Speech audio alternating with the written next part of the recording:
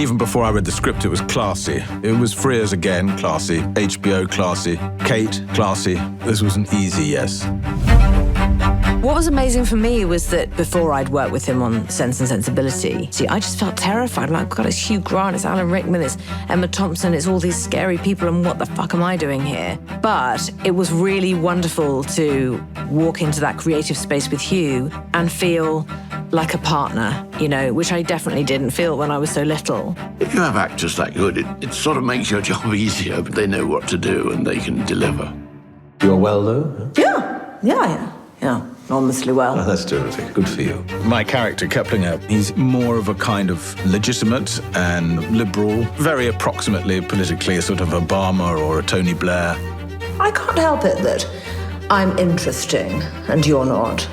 They're born in pain, so you turn their pain to anger and make that anger your cudgel. It's brilliant.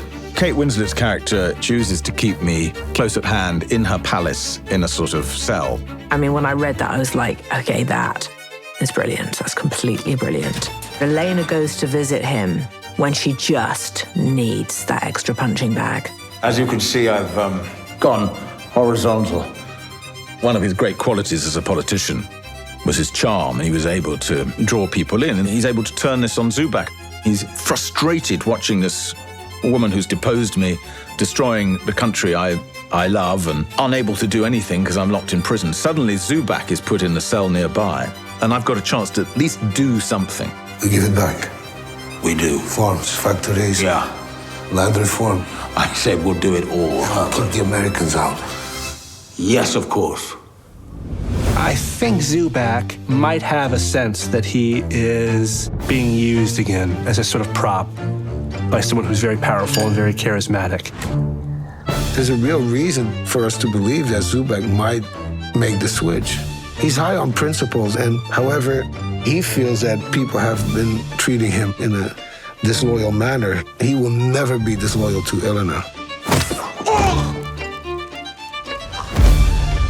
When Zubak eliminates Keplinger, it's sort of in that telepathic thing that they seem to have. It seemed to be as though he knew that's what she wanted him to do. I suddenly realized as I was dying, I've never died before on camera. I might be shit in that moment. Civil war may be imminent. Oscar stays with me at all times. My family is now at risk of assassination. Yes, madam. In the hierarchy of the regime, Agnes holds quite a lot of power. You come to realize that she lacks agency in every way, especially where protecting her son's concerned. The business with the phone and Agnes comes from something I read in a book about the civil war in Syria. It was a very dangerous moment when you receive one of these texts because it's somewhat of an enticing offer. But I think there was a fear that this text could be from American intelligence, or let's see where I'm living now, an incredibly paranoid security state. So this could very well also be a trap.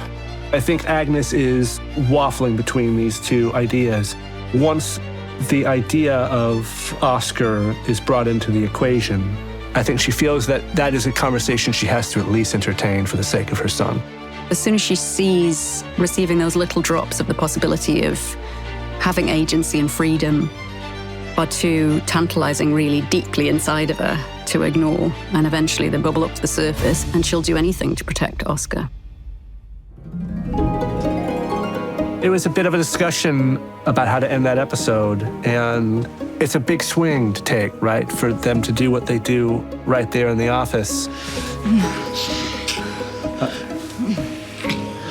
Hey. He is powerless. Can you imagine in this situation, years later, someone would say, "What did you say?" That's Nicholas' tragedy. He said, "Hey, the only power he has is how to convince her. But if her desire is stronger, then he's out."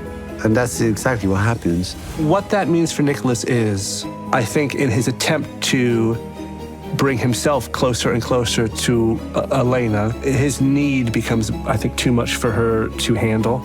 And also, absence makes the heart grow fonder, right? She starts to think more and more about what she had with this other person, in which she seems to be opening the doors quite willingly to the idea of an insurgency and a civil war. She wants this to become violent. She wants to be in direct conflict with her people.